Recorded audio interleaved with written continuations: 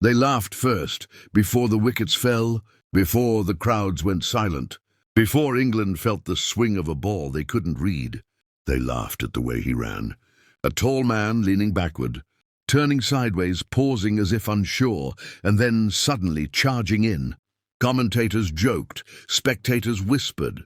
John Arlott would later describe it as Groucho Marx chasing a pretty waitress. But behind that strange run-up was a young man from Lahore who had spent his life fighting for space in a world that rarely remembered its quiet warriors. This was Asif Masood. Born on 23 January 1946 in Lahore, Asif grew up in a Pakistan that was still finding its identity. Resources were limited, facilities were basic. Cricket wasn't a profession yet, it was a gamble. For most families, it was a distraction. For Asif, it was an obsession. He studied at Islamia College, Lahore, where discipline mattered as much as talent. Tall, well-built, with sharp eyes and a natural athletic frame, Asif didn't look like a rebel, but his bowling said otherwise. He wasn't express-fast, he wasn't flashy. What he had was control, and an instinct to unsettle batsmen before the ball even left his hand. From the very beginning, his action confused people. Coaches tried to fix it. Teammates advised him to straighten up. Some believed his run-up would hold him back forever. But Asif knew something they didn't. Confusion is a weapon.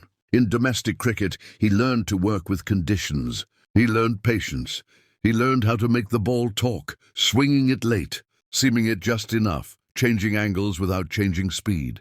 His wickets didn't come with fireworks. They came with disbelief, yet recognition was slow. Pakistan's fast bowling stocks were growing, and selectors favored raw pace. Asif didn't scream danger, he whispered it, and whispers are often ignored. But persistence has its own sound. In 1969, when he finally pulled on the Pakistan cap, it wasn't because he fit a mold. It was because he had forced the door open.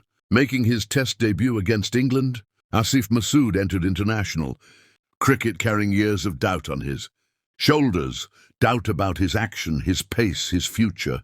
What followed wasn't instant stardom. It was survival, tour after tour. He battled foreign pitches, unfamiliar crowds, and the constant pressure of replacement. His numbers weren't glamorous. His name wasn't headlining newspapers, but captains noticed something important. When the ball was new, when conditions offered even a hint of movement, Asif Masood asked questions that batsmen didn't like answering. This was not the story of a prodigy. This was the story of a man learning to exist at the highest level, without changing who he was. And soon, in England, on a pitch that rewarded courage and craft, the world would stop laughing. Every sportsman waits for one day, one spell, one moment when doubt finally runs out of excuses. For Asif Masood, that day arrived in 1971 at Edgbaston, Birmingham, under grey English skies where swing bowlers are either exposed or immortalized. England were confident. Conditions were familiar. Pakistan were expected to compete, not dominate. And Asif Masood, still viewed as an oddity more than a threat, took the ball with the same strange run-up, the same sideways lean, the same quiet resolve. The laughter didn't last long. From the first over, something felt different. The ball wasn't just moving, it was listening. Asif angled it across the right-handers, then brought it back late. He didn't rush. He didn't snarl. He let uncertainty grow in the batsman's mind. Edges followed. One wicket, then another, then another. By the end of England's first innings, Asif Masood had taken 5 for 111, not through raw pace, but through control, patience, and deception. In the second innings, he returned to claim 4 for 49, finishing the match with 9 wickets. The joke stopped. Commentators began to explain instead of mock. Analysts spoke of his control of seam and swing. Teammates realized something crucial. Asif Masood was built for conditions where thinking mattered more than speed. That performance didn't just define a match, it changed his career. Soon after, Asif Masood received an honor that very few Pakistani cricketers of his era experienced. Based on that performance, he was selected for the rest of the World Legacies Tour Australian 1971-72, a team formed to replace South Africa and made up of the finest cricketers from across the globe. It was recognition on a global scale. To share a dressing room with the world's best was proof that his talent had crossed borders. He wasn't just Pakistan's unusual bowler anymore. He was a respected craftsman of the new ball. Over the next few years, Asif became a regular part of Pakistan's test side. He toured England and Australia twice, environments that rewarded his style. When the pitch offered movement, he delivered. When conditions were flat, he struggled, not from lack of skill, but lack of pace. His career never turned into superstardom. He wasn't the bowler who shattered stumps at 150 kmh. He was the one who made batsmen second-guess their feet, their judgment, their confidence. But cricket history is often unfair to players like him. Statistics rarely capture pressure. Scorecards don't record discomfort. And unorthodox players are remembered only when someone chooses to remember them. Yet within dressing rooms, Asif Masood earned respect. He was dependable with the new ball. He absorbed pressure without complaint. He bowled long spells without drama. He had found his place, not as a headline hero, but as a man who delivered when conditions whispered his name. And still, the game had one final decision waiting for him. Cricket is a game of moments, but careers are shaped by timing. For Asif Masood, timing was both a gift and a burden.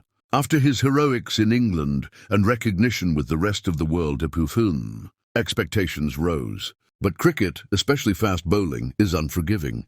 As the 1970s progressed, pitches began to change. Subcontinental surfaces grew flatter. Teams looked for pace, aggression, intimidation. Asif Masood offered none of that spectacle. He was never reckless. He never bowled with rage. His strength lay in movement, angles, patience, qualities that only shine when conditions allow them to breathe. On lifeless pitches, his limitations became visible. Without extreme pace, wickets didn't come easily. Selectors began to look elsewhere. Younger bowlers arrived, faster, louder, more dramatic.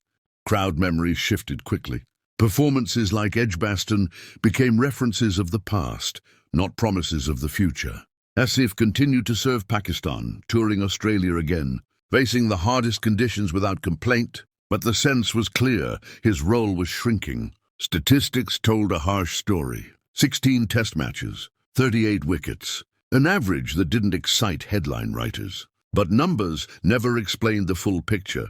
They didn't show the pressure of bowling, long spells with a new ball against top-order batsmen.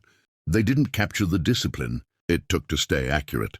Without the reward of speed, they didn't show how often Asif was trusted when captains needed control, not chaos. His one-day international career was even shorter, just 7 matches. Limited overs cricket demanded something else, variations, cutters, slower balls delivered at high pace. Asif belonged to a longer rhythm, the patience of test cricket, the chess match between bowler and batter. By 1977, the signs were unmistakable. Cricket had moved on, and Asif Masood, never one to beg for relevance, made a decision few talk about, but many fear. He stepped away. There was no farewell match. No grand tribute, no standing ovation. He retired quietly after marrying in the United Kingdom, closing one chapter of his life without bitterness. Many players struggle with that transition. The silence after applause, the emptiness after routine. Asif chose something different. He chose stability. Settling in Bury, Lancashire, he entered the world of business. First a travel agency, then ownership of a post office. No interviews, no nostalgia tours, no desperate attempts to remain visible. Cricket had given him an identity, but it was never the only one he wanted. In a sport obsessed with legacies, Asif Masood slipped into obscurity. Younger fans didn't know his name. Highlight reels rarely showed his spell. But sometimes, the truest measure of a career isn't how loudly it ends, but how peacefully a man walks away from it. And yet, the story wasn't over. Because legacies don't always live on scorecards. They live in lessons. History doesn't always remember fairly. Sometimes it remembers loudly, and sometimes it forgets quietly. Asif Masood belongs to that quiet space. He was never a poster boy. He never chased fame, His career didn't stretch long enough to dominate record books, nor did it end with glory. And yet his story carries a truth that modern sport often ignores. Impact is not always measured in numbers. Asif Masood's legacy lives in something deeper, in courage to be different. In an era where coaches demanded conformity, he trusted his instincts. When people laughed at his run-up, he didn't abandon it. He refined it. He turned ridicule into rhythm. And on the right day, on the right pitch, against the right opponent, that rhythm dismantled some of the finest batsmen in the world. Young fast bowlers often ask how to succeed. Most answers talk about speed, fitness, aggression. Asif Masood's career offers a different lesson. Understand who you are and build around it. He showed that swing could still frighten confidence, that patience could still win battles, that silence could still command respect. Even after cricket, his choices spoke volumes. He didn't cling to the past. He didn't demand recognition. He built a new life, quietly successful, grounded away from applause. In Bury, Lancashire, far from roaring stadiums, lived a man who had already faced louder tests, doubt, obscurity and acceptance. To his family, he wasn't a former international cricketer. He was a husband, a father, a provider, and perhaps that is the most powerful ending of all. Because sport often teaches us how to rise, but rarely how to leave. Asif Masood left with dignity. Today, when cricket celebrates speed guns and viral moments, his story feels almost rebellious. It reminds us that there was a time when craft mattered more than noise, when success didn't require branding, when a man could give his best to the game and then walk away whole. If there is a message in Asif Masood's journey, it is this. You don't need to be the loudest to be effective. You don't need to be remembered by everyone to have mattered. And you don't need to stay forever to leave something behind. Some legacies whisper, but they last just as long.